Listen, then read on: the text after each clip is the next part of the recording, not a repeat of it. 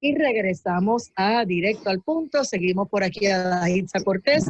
Y en esta ocasión vamos con el panel Directo a la Justicia con los licenciados Francisco Sánchez Rodríguez y José Torres Nolasco. Bienvenido, Francisco.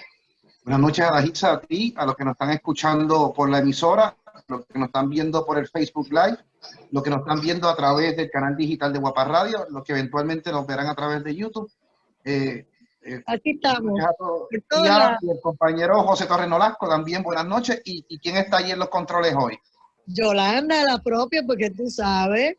Saludos a Yolanda ahí, a Yolanda Ramos, también en la noche de hoy, el cuarto bate de nosotros ahí. Eso es así. José Torres Nolasco, saludos. Muy buenas noches a todos los radioescuchas, a Daitza, al licenciado Francisco Sánchez, a Yolanda, que hace también parte de que esto sea posible, y a todos los radioescuchas, que es por lo que estamos aquí principalmente.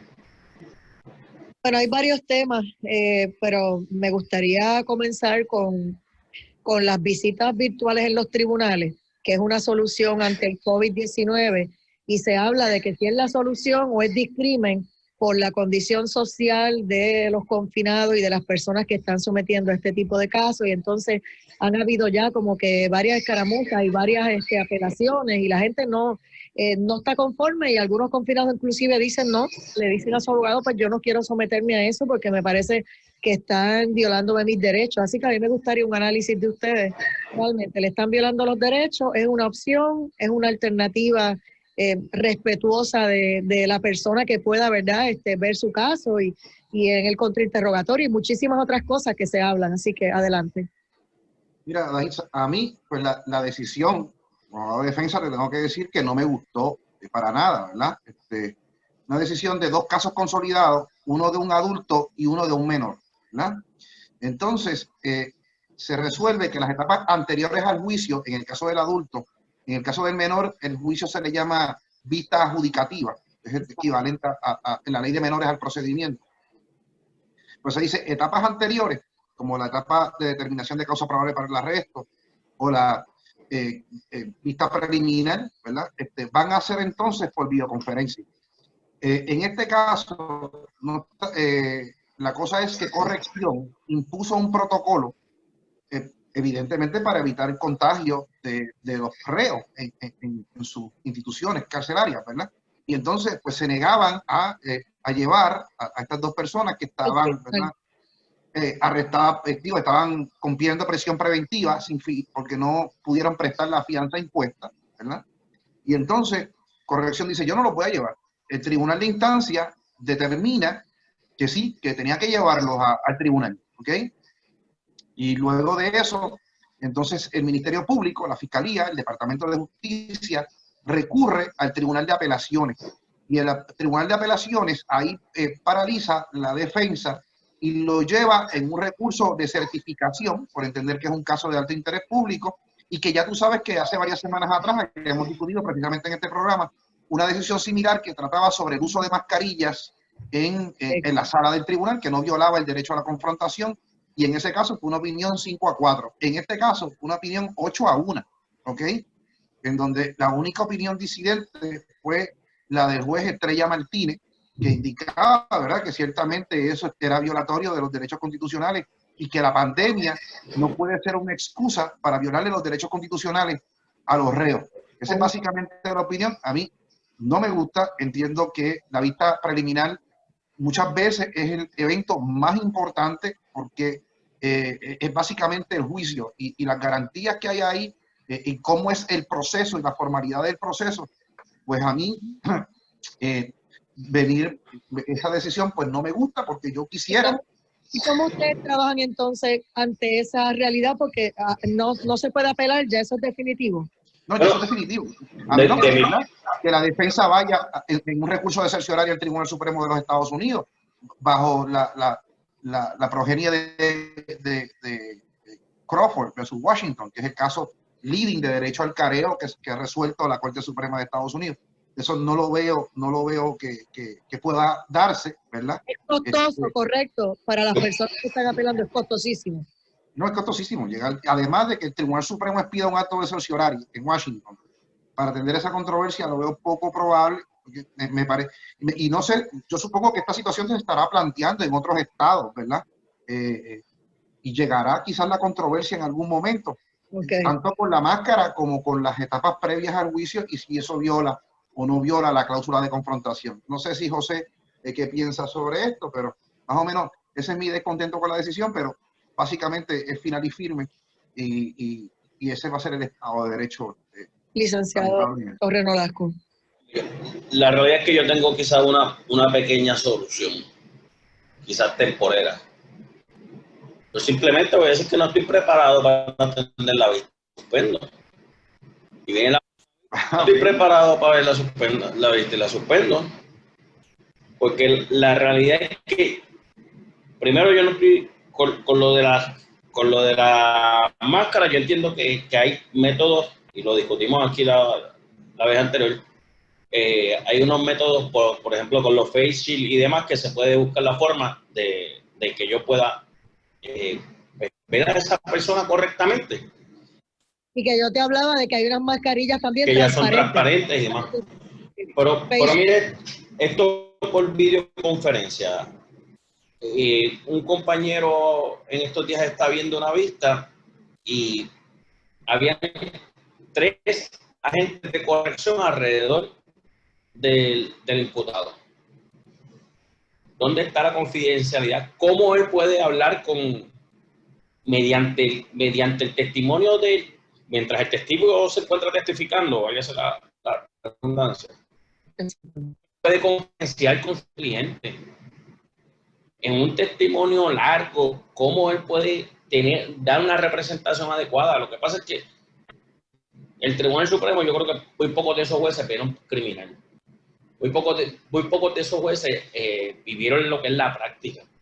Y la realidad es que nosotros necesitamos a nuestro representado ahí al lado para nosotros poder conferenciar, porque es parte de la defensa. La vista preliminar, a pesar de que es estatutaria, que no es un derecho esa vista, fue establecido por ley. A mí, yo entiendo lo mismo que Sánchez. Es la etapa medular del proceso criminal. Es la etapa que muchas veces la primera etapa que tú tienes contacto con la prueba, que tú tienes contacto con las declaraciones juradas, que tú puedes... Correcto. Tienes un gran...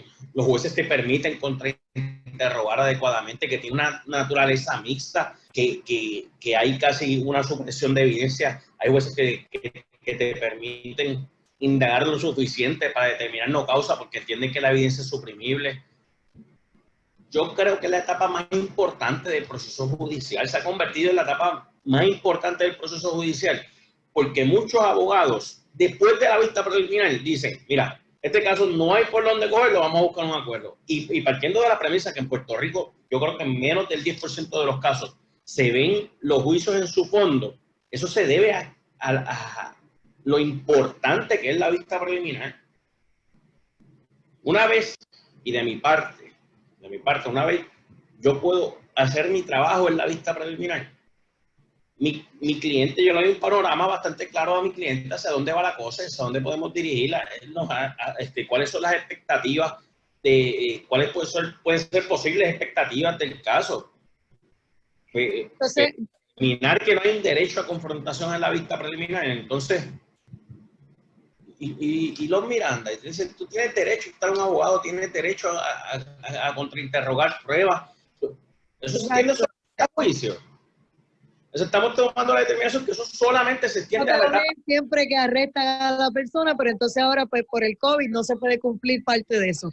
Mira, aquí nos dice Ibeli, hay que medir la peligrosidad del acusado. Te pregunto, por eso que acabas de describir que tiene a 3 guardias, ustedes tienen entonces que cuando quieren hablar con el confinado, reunirse en un cuartito aparte y hablar con ellos, pero durante el juicio prácticamente no pueden ni conferenciar casi en el oído, si quieres hablar con él. ¿Cómo es con esto de la distancia y el distanciamiento y demás? Bueno, lo que sucede es que se está por videoconferencia en vista preliminar. El confinado está en corrección. Y tú estás acá, exacto. Y yo estoy acá, entonces, ¿hasta dónde se extiende lo que los funcionarios de corrección están escuchando? Vamos a plantearnos que me dan la posibilidad de conferenciar con mi cliente. ¿Quién dice que esa conversación es confidencial? Que la información que le está grabando, exacto, la está escuchando. No hay privacidad. No, y te voy a decir una cosa, hay casos resueltos por la Corte Suprema de los Estados Unidos que han llegado, ¿verdad? Y en Puerto Rico, casos en que el confinado dice algo en la cárcel y se lo dice a otro confinado, de repente ese confinado chotea, como dicen en la calle, exacto, y entonces esa información se puede usar en contra del confinado, pues, del cliente de uno que está ahí confinado, ¿no? De la misma manera, en una vista privada de ustedes dos, que se supone que es confidencial, si se filtra lo que habló en ese cuarto privado a través de un videoconferencia contigo, pues también lo pueden usar en contra también, de tu cliente. Pues claro, pues también lo pueden usar en contra. Entonces, respecto a lo que decía la radio oyente, que hay que evaluar la peligrosidad, bueno, primero que nada, peligrosidad, ¿con qué criterio? Porque hay una presunción de inocencia, puede estar imputado de lo que sea. Me sigue, puede estar imputado de lo que sea, pero eso todavía no se lo ha probado. De una violación, de lo que sea. Sí, eso no se lo ha probado a él, ¿verdad? Él está allí preventivamente porque no pudo pagar la fianza o porque no logró una rebaja de fianza y pagar una fianza razonable, y entonces está allí y haciendo una detención preventiva, ¿verdad? Y la cosa es, ¿qué criterios para medir peligrosidad? Pues ninguno. Quizás eventos anteriores, probablemente se ha habido casos anteriores, pero eso tampoco es lo importante. Lo importante es si compareció al tribunal y enfrentó los procesos o si evadió, ¿verdad? Esos son los criterios a uno considerar, no peligrosidad, porque no podemos hablar de eso en una etapa tan preliminar como la vista preliminar. Y como dice José, la vista más importante, porque es usualmente en esa vista cuando la defensa por primera vez va a poder enfrentar la prueba del Ministerio Público frente a frente, y vas a escuchar los testigos y vas a ver la calidad de casos, si es que alguna tiene, en ese momento es que la vas a ver. ¿Ves? Eso el pueblo lo aprendió a través del caso de Jensen Medina, porque como fue televisada esas vistas preliminar y todo eso, la gente entendió lo que tú estás hablando. Parecería un mini juicio, esas vistas, para no se encontrar y todas esas cosas, y la gente entendió la seriedad de esa vista, de la sentada de evidencia y todas esas cosas que ustedes hablan. También contan por aquí, las BP son para descubrimiento de pruebas. Los funcionarios de corrección se supone que tienen que tener confidencialidad, que son funcionarios públicos y si no cumplen con eso, pero bueno, ese es el problema, que ya sabemos de las cosas que han pasado anteriormente. Lamentablemente no hay confidencialidad, si está grabado en audio. ¿Qué grado de confidencialidad? Si va a ir por encima del deber cuando juramenta a un funcionario de corrección a hacer cumplir las leyes, porque también hacen cumplir las leyes los funcionarios de corrección. Entonces, es confidencial lo que el funcionario de corrección hable. Eso ciertamente está resuelto por el Tribunal Supremo de Puerto Rico. No recuerdo ahora el caso, que ciertamente es de una admisión a un guardia de corrección, y el guardia de corrección da la admisión, dice da la admisión en corte y fue admisible en corte la admisión. Mira, pero sería si es como dice, antes de que siga la Dajiza, porque está grabado, Francisco. Y mira, José, perdóname, una cosa es que el funcionario hable lo que escuchó allí, y otra cosa es que si está grabado en audio, video, como quiera, te conflige con la confidencialidad de tu cliente, punto. Mira, el problema es el siguiente, en cuanto a lo que decía José y la línea de José. Los funcionarios de corrección, eso de confidencialidad, eso no existe. O sea, ellos son law enforcement, son agentes de ley y orden, ¿verdad? En vez de estar en la calle como el policía, va a estar en la institución penal, ¿entiendes? Está allí y muchas veces, oye, que ocurre en las cárceles, si entra material de contrabando, si entra lo que sea, ocurre algún delito, un preso sodomiza a otro. Oye, decirlo. Tienen que trabajar. Pues, van a trabajar el caso desde adentro y después llega la policía, pero ellos van a estar ahí y van a declarar sobre lo que vieron, porque son los enforcement agents. Eso no lo quita nadie, ¿verdad? Y en términos, ¿qué fue la otra pregunta que me hacías, Adahiza? No, básicamente yo hablaba de eso, de la confidencialidad. No, pues confidencialidad no hay ninguna. O sea, si lo dice, lo dice. Entonces el problema es está grabado y le pasan eso a la fiscalía, se acabó el caso para la defensa. Entonces, claro, él estaba no es tan sencillo, porque si es que está hablando conmigo y está en una conversación attorney-client, ¿verdad? El privilegio abogado-cliente, pues eso no lo pueden usar, eso no se puede usar, ¿ok? Eso no, la fiscalía no lo podría usar, pero entonces, en ese momento, tú me dices a mí, pero si el funcionario está cerca y el preso, el reo está gritando, ¿verdad? Está hablando alto, pues no, pues si él habló alto y yo lo podía escuchar, pues él renunció al privilegio y yo lo escuché y puede declarar perfectamente sobre eso. O sea, esos son los temores fundados, no infundados, fundados, de lo que eso implicaría, ¿verdad? De lo que eso implicaría. Sí. Además de que no te deja desarrollarte bien, porque es como dice José, yo necesito a mi cliente a mi lado. El conferenciar con el cliente es importante. En momentos en que el testigo está aflorando un testimonio que yo entiendo importante y que voy a hacer preguntas sobre esa línea de ese testimonio. Él te ayuda al lado para que tú puedas ir con una línea correcta. Correcto, correcto. Entonces, sí. pues eso lo perderíamos, ¿no? Y a mí, pues no me gusta, ¿verdad? Digo yo,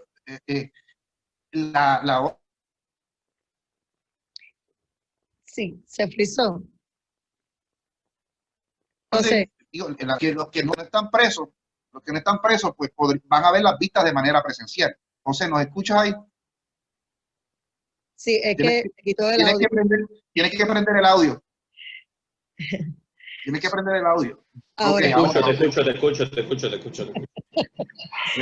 Mira, entonces, pues eso digo, porque mire, de lo que se trata esto es que muchos casos son notorios. Vamos al caso ahora mismo de lo que ha estado pasando con Pedro Julio Serrano, cualquier otro de estos casos, las masacres están bien grandes como las que hubo de la tómbola, de 10 muertos, 11 personas, pues obviamente esos casos son bien notorios, pero otros que no lo son igual, o uno de que habían 3 hombres acusados de violar a una dama y de asesinarla, etcétera.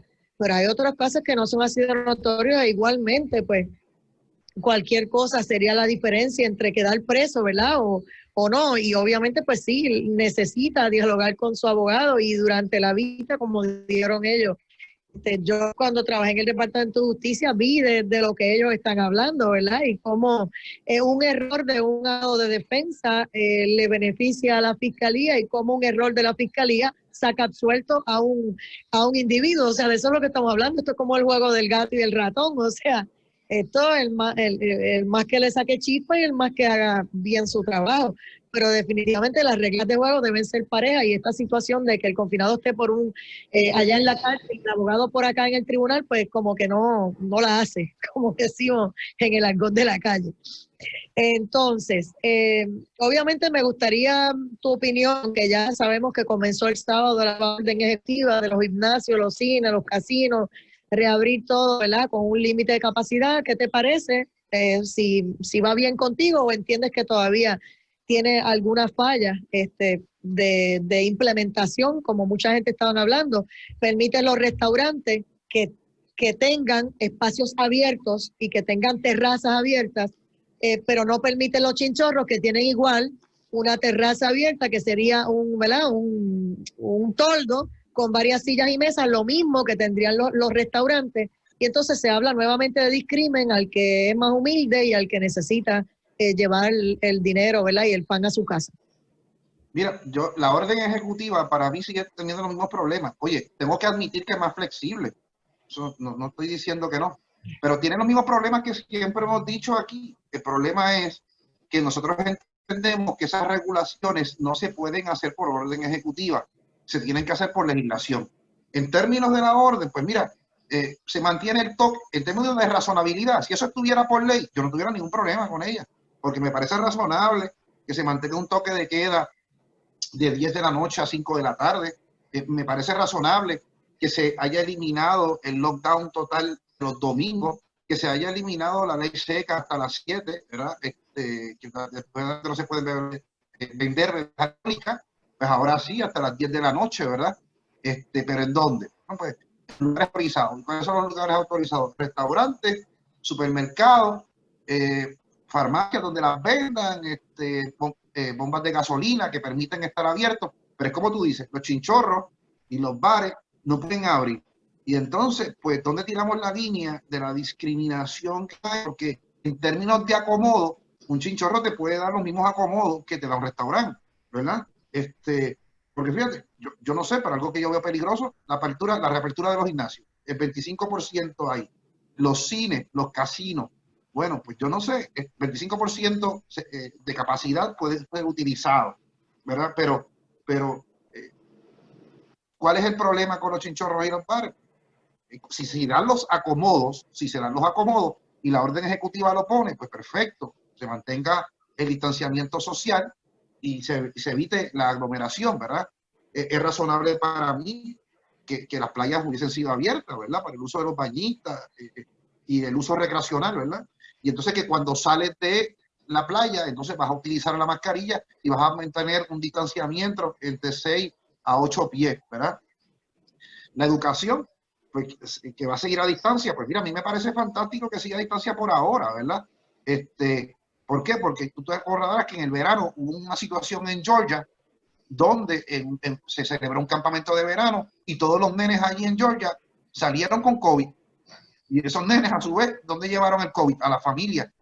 Porque los nenes van a interactuar, se van a abrazar, van a jugar y van a hacer mil cosas.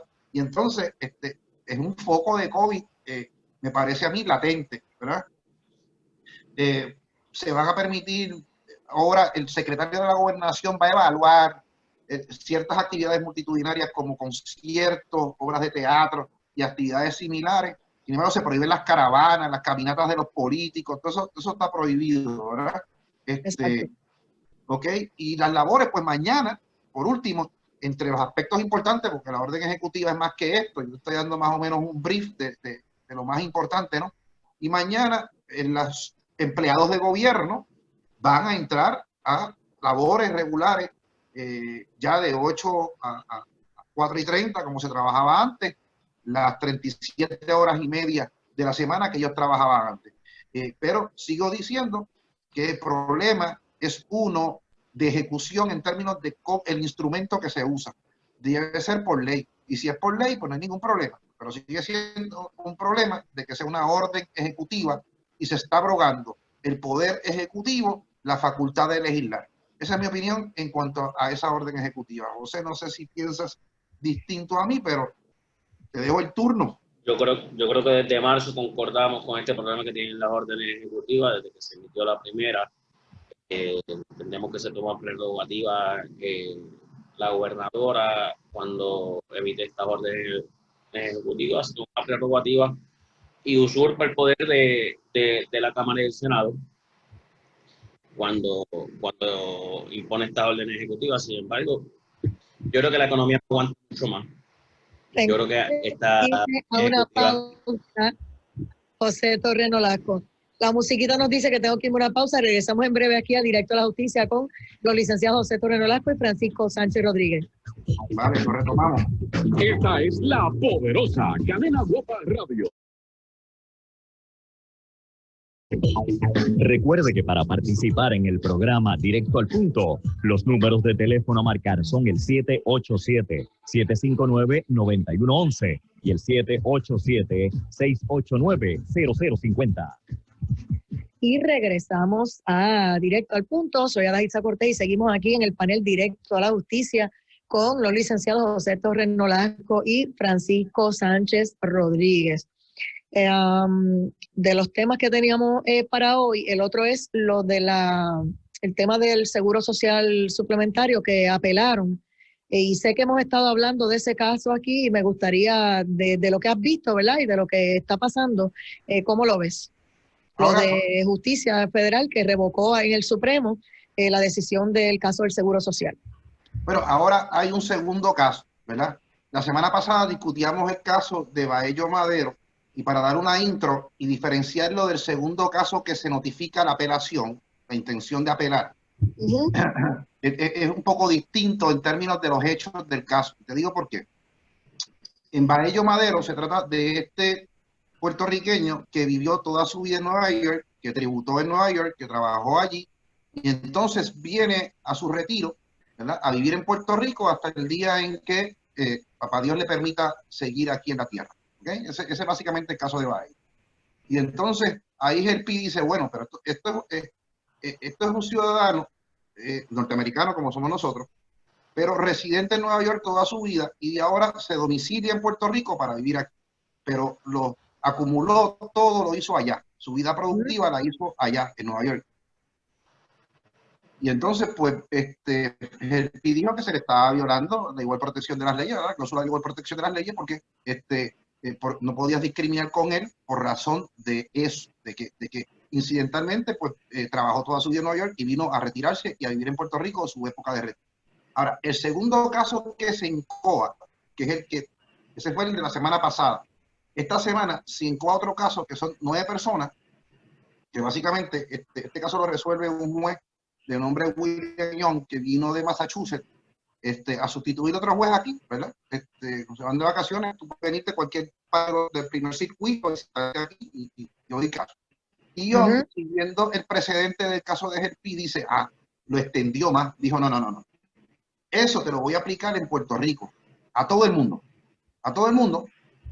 y no solamente el Seguro Social Suplementario, el SSI, te voy a dar el plan suplementario de asistencia nutricional, del de cupones, que ahora es la tarjeta de la familia, y te voy a dar también el subsidio de las personas de bajos ingresos, que es la parte de Medicare, también se la tienes que dar a los puertorriqueños, ¿ok?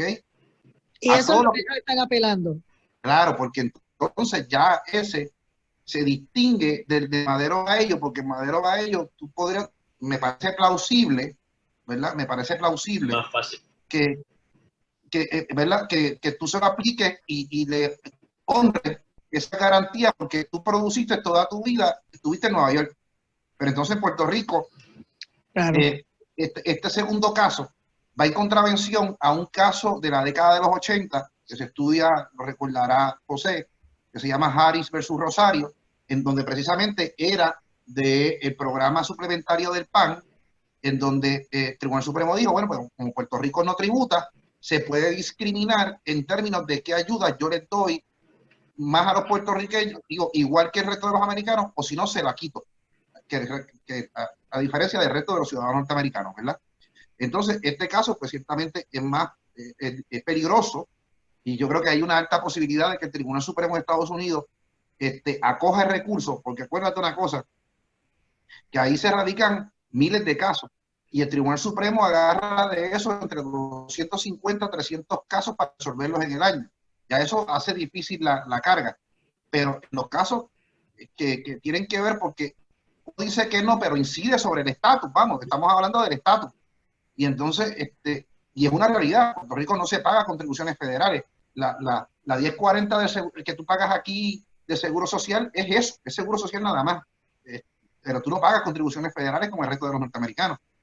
Y entonces tú le estás diciendo, en ese caso el primer circuito, que confirma la decisión del juez Young de que tú tienes que tratarme a los puertorriqueños igual que a los demás, independientemente de, pues entonces le crea un problema, porque si voy, no es que solamente te lo garantiza a los puertorriqueños, si se lo garantiza a los puertorriqueños, se lo tengo que garantizar a los de Islas Vírgenes, se lo tengo que garantizar a todos los que habitan en los territorios, en los distintos territorios de la nación americana. Y el costo económico es gigantesco, ¿verdad? Y ese es el problema que yo veo con el segundo caso. Y yo creo, me atrevo a pensar, de que van a coger los dos casos, el Tribunal Supremo, los va a consolidar y probablemente haga esa distinción. Si la persona estuvo todo el tiempo en un estado de la nación americana y luego viene a Puerto Rico a retirarse, me lo tratas como cualquier ciudadano de los Estados Unidos que viva en los Estados Unidos continentales.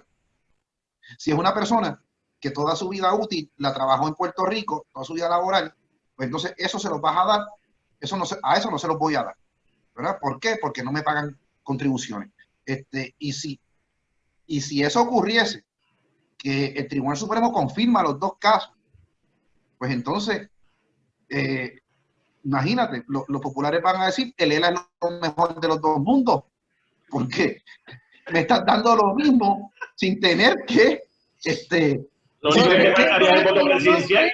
Lo único que te faltaría es el voto presidencial. Ya. Yo veo a José Torres Nolasco reír, si lo que me acuerdo del refrán, ¿cuál es la risa? Bueno. Exacto.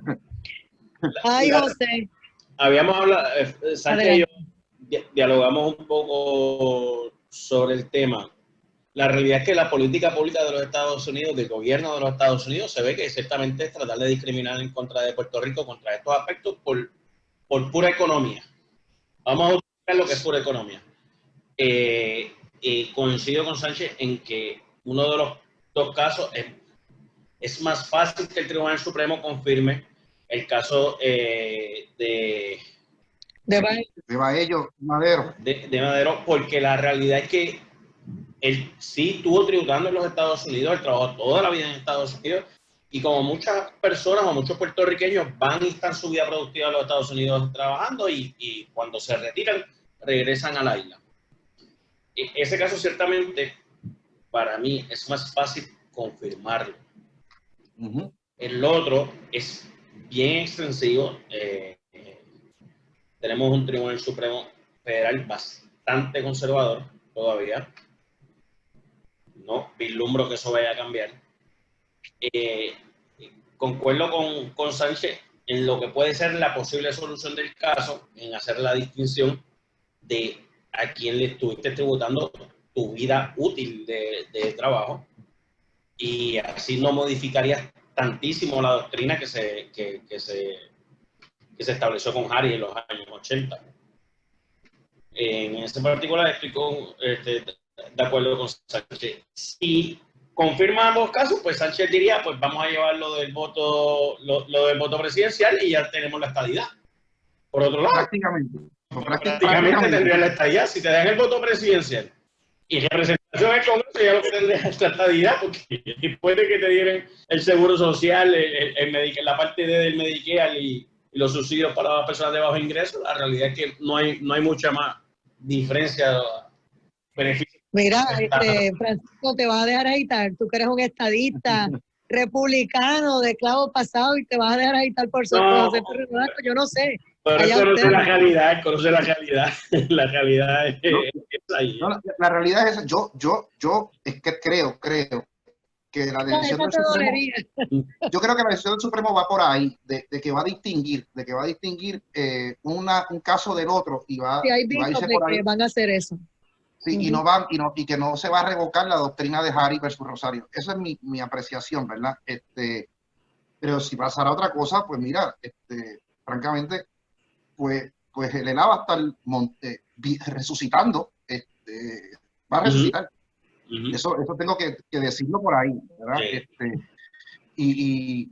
Y pues nosotros entonces, obviamente porque la estadidad yo la veo como una cuestión de derechos humanos, de que Puerto Rico necesita representación en el Congreso, de que ¿verdad? Nuestros representantes voten allí en el Pleno, porque por ejemplo, la comisionada residente puede votar en las comisiones a las que pertenezca, pero en el Pleno del Congreso, en la votación del Pleno, ella no puede votar, porque simplemente es una observadora ahí, ¿ok? Es una observadora ahí. Pues ese problema seguiríamos teniéndolo, porque entonces siempre habría para dejar a José una cuestión de colonialismo como quiera, porque me estás imponiendo legislación en donde mi representante ni siquiera pudo interesarse más que en el comité, y si pertenece a ese comité que trajo el proyecto, pero si no pertenece, pues mira, nunca opinó y le pasaron eso por encima. Eso es lo que yo, ¿verdad? Veo como que es una cuestión de derechos humanos. Digo, además de otras cosas, no voy a dar una clase aquí de por qué uno es estadista. Yo creo en la estadidad por muchísimas cosas, ¿verdad? Y bueno, pues esa es mi opinión. Y yo creo que por ahí tiene que ir al Supremo. Quiero decirte que estamos a menos de 50 días, ¿verdad? Del plebiscito de estadidad, sí o no. Y en su momento, pues, este panel se tiene que preparar para hablar de eso desde el punto de vista legal, más que político, ¿verdad? Y hablar de todas esas cosas. José Torres Nolasco, ¿algo más sobre eso antes de pasar a otro tema? Voy a ser bastante breve. Lo que sucede, y no lo digo por Sánchez, porque yo conozco que Sánchez tiene sus convicciones en la estadidad y no vende la estadidad por beneficios económicos. Hay estadistas que venden la estadidad por beneficios económicos. Entonces, si se obtienen estos beneficios económicos bajo el Estado Libre Asociado, pues la realidad es que no puede vender ya la estadidad por los beneficios económicos que tendría ese Estado. Hay otros beneficios que yo lo reconozco de igual manera en cuestión de representación en el Congreso y demás, y que ciertamente te lo reconozco que lo tiene la estadidad, pero engañar a las personas por beneficios económicos, pues eso quedaría en el pasado. Hay que presentar las cosas como son. La estadía tiene muchas más cosas que beneficios económicos, pero hay personas que se han recostado de ese discurso para atraer adeptos a lo que es la estadidad de por sí. Y yo entiendo que ya estamos en un país que requiere que tú te sientes a dialogar con ellos y a explicarle exactamente qué es la estadidad y cuáles son los beneficios que tiene, al igual que, como lo he hablado muchas veces con Sánchez, enseñarles qué es el Partido Republicano en los Estados Unidos y cuáles son las doctrinas del Partido Republicano y cuáles son las doctrinas del Partido Demócrata, porque aquí las personas se creen que todo el mundo es demócrata, aunque no saben cuáles son las convicciones del Partido Demócrata y aunque no saben cuáles son las convicciones del Partido Republicano. Pero ya estaríamos entrando demasiado en la política. Ya. Pero eso ocurre porque los mismos conservadores y republicanos no se ponen para lo suyo y entonces pues le han comido los dulces, pero esos son otros 20 pesos, eso ellos deberán estar trabajando en eso. Sí, ¿no? Bueno, en el lío de PUA, ustedes saben que nosotros tuvimos aquí al secretario del Departamento del Trabajo y Recursos Humanos, y estamos haciendo las gestiones para volver a hablar con él, pero lo cierto es que él mismo ha notificado de la cantidad de sobre entre 10,000 a 15,000 empleados de gobierno solicitando PUA, habló también de la cantidad de cientos de estudiantes y habló hasta del confinado Jensen Medina, entre otros que aparentemente también han solicitado PUA, que ahora están investigando quién cobró y demás. Por aquí tengo una pregunta que nos dicen para el panel legal del lío sobre PUA, ¿por qué requieren una querella? Y esto es porque yo hablé ahorita de que la policía de Puerto Rico, Henry Escalera, dijo que requerían una querella para ellos investigar. Han sido pocos los casos que han sido sometidos, ¿verdad? De los que han caído gracias a que el FBI y otras entidades se han involucrado. Y como tú fuiste fiscal y jefe de 3 fiscalías, me gustaría entonces que nos expliques, porque si estamos hablando de 15,000 empleados públicos y esa cantidad de estudiantes que no se han podido someter todos esos casos y se requieren querellas para que la policía intervenga, entonces, ¿cómo es que lo vamos a hacer? Explícame esa, Francisco Sánchez y José Torreno Lasco. Bien fácil, bien facilito. Ahora se creó una plataforma que se llama el FastPUA. ¿La escuchaste, no? Y entonces se crea una plataforma que se llama FastPUA. ¿Okay? En esa plataforma, tú tienes que validar el PUA que tú cogiste. Eso está interconectado con varias agencias de gobierno, pero la más que le tiene que dar miedo a la gente es que está conectado con Hacienda. Entonces tú tienes que validar, ¿verdad? Tienes que validar todo lo que cogiste. Porque si tú no validas en el FastPUA lo que tú cogiste ya, te va a aparecer lo que tú cogiste como una deuda contributiva en Hacienda y te van a hacer el assessment cuando vayas a pagar la próxima planilla. ¿Ok? Y ahí tienes el FastPUA. Dame un pausa. Me estás diciendo que si la persona cogió un cheque de 9,000, 8,000, 10,000 dólares, ya Hacienda tiene eso registrado. Y si tú no me validas eso en ese programa, Hacienda para la próxima planilla de abril me va a poner eso como un ingreso. Eso es lo que me estás diciendo. Te lo va a y poner me va a decir como, que me tienes que pagar. No, como ingreso te lo va a poner como quieras, pero te lo va a poner como una deuda que tú le debes al Estado, porque va a decir que tú lo cogiste ilegalmente, porque no cualificaba. Okay. Porque no lo validaste. ¿Ves? Entonces, segundo, el secretario, lo escuché hoy en varias entrevistas, habla de que identifica entre 10 a 15,000 empleados públicos. Esa es más sencilla todavía, porque cuando tú valides en el FastPUA, y si tú omites información, es igual que si mintieras, ¿ok? Es fraude. Pero disculpa que te interrumpa. Los empleados públicos no tienen ni que validar, porque lo que se está dando, ya el secretario lo dice, es que la cantidad de personas que están solicitando ahora por el nuevo sistema se disminuyó. No, pero el FastPUA no es nada más solicitando con el nuevo sistema, es que tienes que validar lo que cogiste antes. ¿Me sigue? Por eso, pero los empleados públicos, los empleados públicos siguieron cobrando. No tienen razón alguna para coger el PUA. Claro, lo que ocurre es, José, que los empleados públicos vinieron, por ejemplo, si tú trabajabas, qué sé yo, de enfermero en un hospital del gobierno, del gobierno estatal, y tú hacías bizcocho por las noches, pues entonces muchos empleados públicos vinieron y solicitaron el PUA porque ya no podían hacer bizcocho. O haces uñas, o recorta, o lo que fuera. Y entonces se identifican entre 10 a 15 mil empleados públicos que hicieron eso. Por ese segundo empleo, pero seguían cobrando y no podían cobrar PUA. Claro, pero cobrando. Eso no es un cuenta propista. Pero eso no es un cuenta propista, porque cuenta propista es el que depende, como somos José y yo, que somos abogados. Y yo cualificaba para eso y no lo solicité, pero yo cualificaba porque en algunos de mis clientes como relacionista público, pues obviamente hay proyectos que se cayeron debido al cierre, convenciones y actividades que yo tenía en agenda Pues claro. y diferentes actividades grandes que yo tenía en agenda, pero yo no lo solicité y pude haberlo hecho. Pero claro, realmente hay otras personas que era legítimo. Sí, lo mío era legítimo, pero no lo hice, pero podía. Pero entonces hubo muchos que pudieron solicitarlo de manera legítima. Y la realidad... Lo que te digo es que esos empleados, mucha gente se pensaba que si tú tenías un part-time, te podías bautizar como cuentapropista. Y el cuentapropista es el que vive de su propio trabajo. Correcto. Y no está empleado con el gobierno. Tenemos contratos individuales. Bueno, yo tengo clientes que me pagan fija. Exacto. Se frizó, pero que le pagan fijo mensualmente, es un fee, ¿verdad? Por trabajo que yo les hago mensualmente. Oficina. Ahora. ¿Me oigo? Sí, ahora sí, estabas hablando cuando se frizó, que tienes contratos que tienes un fee fijo mensual por unos servicios que tú le das.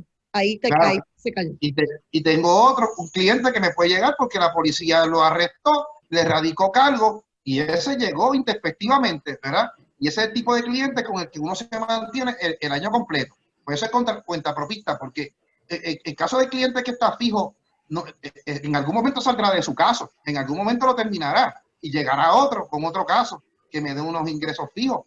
Pero el cuentapropista no puede decir que trabajo que tiene un patrono, sino que yo, cuentapropista, decido cómo hago mi trabajo, a quién le hago mi trabajo, las horas que trabajo, de la forma en que lo haga. Eso es mi decisión. Llenamos planilla, rendimos, nos entregan nuestras 1040 y todas esas cosas. Estamos en el registro de comerciantes, ¿verdad? Estamos inscritos como que estamos haciendo negocios en Puerto Rico. Decimos 480. Claro, y hacemos todo eso. Pues ese es el cuentapropista. Pero tú no puedes venir y decirme a mí, es que yo hago bizcocho o hago uñas de 5:30 a 8:30 y por tanto lleno PUA. Pues así, hay entre 10 a 15 mil casos. Exacto. Mira, lo que quedan son 5 minutos, pero no, otra pregunta dice, lo que estaba hablando José Torres Nolasco, si de la misma solicitud ustedes dicen que es fácil identificar que la persona está ofreciendo información falsa, pues porque es empleado de gobierno de 8 a 4 y entonces llenó PUA y cobró. El punto es que la policía estaba diciendo que para investigar estos casos requerían una querella, por eso es la duda del pueblo, de cómo estos 15,000 empleados de gobierno, más los demás que han hecho estas barbaridades, incluyendo los confinados, se nos van a reír en la cara si no hay una querella para que la policía investigue. Ese es el punto. Explícame, porque ya tenemos esa otra parte y si no entran a validar, ¿qué hacemos con ellos? Bien sencillo, y se lo dejo a José Torres Nolasco, se lo dejo a José. Las querellas las van a generar el Departamento del Trabajo cuando todo eso se audite y Hacienda, punto. Y ahí van a generar la querella. El proceso criminal empieza por la persona perjudicada. Es quien genera una querella normalmente. Pues la persona es el Estado en esta ocasión es la persona perjudicada y que tiene que generar la querella. Evidentemente el Estado hará alguna investigación, genera reclamo ante la policía, entonces la policía continúa con la investigación, fiscalía Pero sí es correcto que hace falta ese famoso número de querella para entrar en acción la policía y poder terminar. Seguro, porque es básicamente como comienza el proceso, es como comienza básicamente el proceso criminal. Una persona se aqueja, presenta una queja sobre un agravio, en este particular, por la alegada comisión de un delito, en este particular, es el Estado el cual fue defraudado y como consecuencia de estas personas que no merecían recibir el PUA y lo llenaron. Pues una vez el Estado puede identificar que Juanito Matapuerco de Ciales pidió el PUA y no podía pedirlo porque él era maestro de escuela, pues la realidad es que el Estado es el que se querella en la policía en contra de esa persona.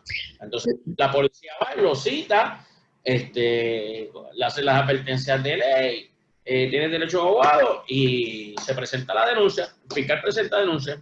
La otra pregunta por aquí es que como estos son fondos federales, que si las querellas también, por eso es que muchos de los casos que ya han sido radicados fueron a través del FBI, ¿verdad? Estas investigaciones. Puede ser el Estado como puede ser los fondos federales, el FBI radicar estas querellas en ristra, como decimos. Díganme ustedes. Lo que pasa es que aquí hay un convenio, hay unos convenios que se hicieron con las autoridades federales, el Departamento de Justicia Estatal y el Departamento de Justicia Federal, y usualmente a nivel estatal, si es $80,000 o menos, o sea, 79,999,99 se procesa a nivel estatal. Si es 80,000 o más, entonces se procesa a nivel federal. Si hay jurisdicción concurrente, ¿verdad? Que se viola tanto legislación estatal como federal. Y usualmente, pues como son poco, es poco el dinero, usualmente los federales te lo llevan sobre 80. Eso fue lo que se acordó. Y por eso tú vas a ver esos casos a nivel estatal. Y que se vayan a llenar la fiscalía, porque si son 10,000 o 15,000 nada más en PUA, nada más en empleados públicos, imagínate los otros.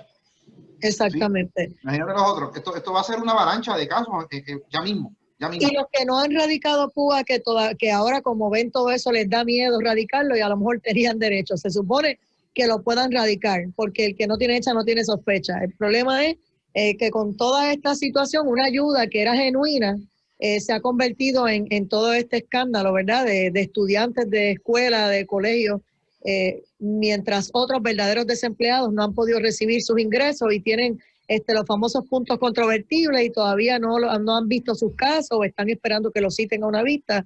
Estos charlatanes, ¿verdad? Pues se están quedando con estos fondos federales, que ojalá que todo esto pues se procese lo antes posible. Algo más, que lo que nos queda es un minuto para despedirnos. Licenciado Francisco Sánchez Rodríguez. Les deseo buenas noches a todos, ¿verdad? Y que tengan una excelente semana. Y nos vemos acá el próximo lunes en Directo al Punto, específicamente aquí en la sección Directo a la Justicia. Eso es aquí, Torres Nolasco. Buenas noches, no hay mucho más que decir. Bueno, pues eso mismo. Gracias, licenciado José Torres Nolasco, licenciado Francisco Sánchez Rodríguez, por haber estado con nosotros una vez más aquí en Cadena Guapa Radio, en Directo al Punto. Y nosotros nos despedimos, amigos. Será hasta mañana en otra edición de Directo al Punto. Mañana empezamos a las 6:30. Así que nos fuimos. Hasta mañana. Esta es la poderosa